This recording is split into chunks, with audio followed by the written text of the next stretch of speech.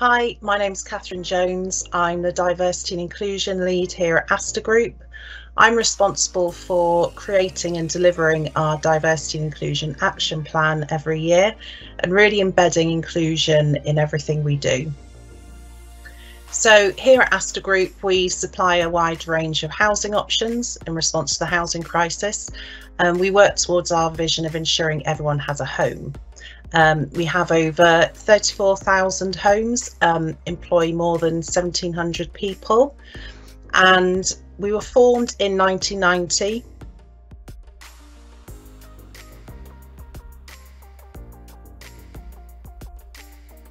It's really important for housing associations to become disability confident employers, because the Disability Confidence Scheme really plays a leading role in changing attitudes for the better through education, support, recruitment practices, and we're really proud to be leading the way. Out of over 19,000 organisations that have signed up to the Disability Confidence Scheme, we're one of only 398 that have achieved the Disability Confident Leader status. And I think that really demonstrates a commitment not just to your colleagues and customers, but to prospective colleagues as well. And we want to build like a more inclusive colleague experience overall. And we know that if you have a diverse workforce that really reflects our communities, it means we can provide even better customer experience. And we've been working really hard over the last few years to sort of be more diverse and inclusive. We know it won't happen overnight, but this is, as I say, one really important step to demonstrate our commitment and just tap into that wider talent pool that's out there.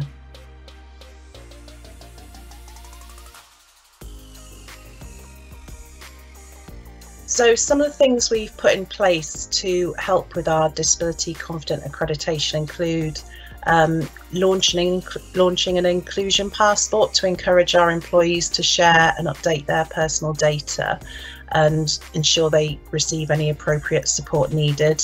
We went beyond what normal sort of sensitive data organisations ask of their colleagues to try and make our inclusion passport more useful and just make colleagues more likely to update their data. So that was a really important step, because as we know, data is really key, and until you know your employees, you can't support them fully.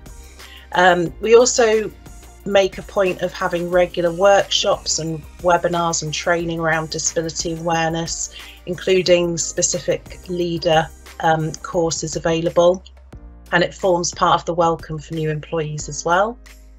Another key thing, and they've been extremely important in our achieving our accreditation, is we actually have tapped into our disability colleague network, who really supported us with not only the accreditation but actually all of the work underneath that. So making sure we are doing enough around awareness, making sure colleagues can have the support required when they come forward, and looking at all of our resources and training and our policies and procedures.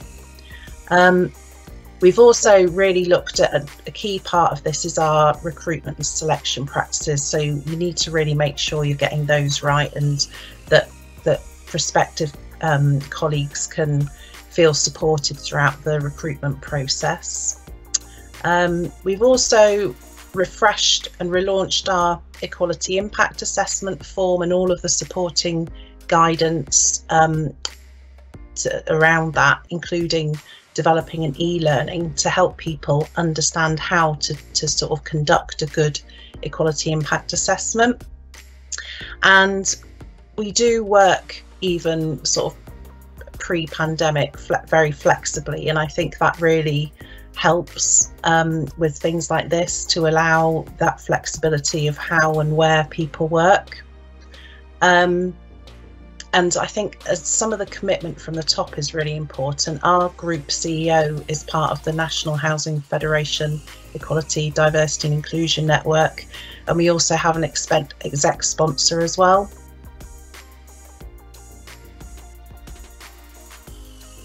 So now I'm going to give you some of my top tips on how you can become a disability confident employer. My first tip would be involve your customers and colleagues. We set up our own disability confident group using our networkers. At the end of the day, inclusion is not one person's job, it's everybody's job. So we'd really need to tap into those people and get more people on board. So that it's really important to involve your customers and colleagues as much as possible. They can really help you review policies and procedures, as well as any training resources. And yeah, they're there to be tapped into. My second tip would be commitment from the board. I think it's really important that that visibility and that commitment is there.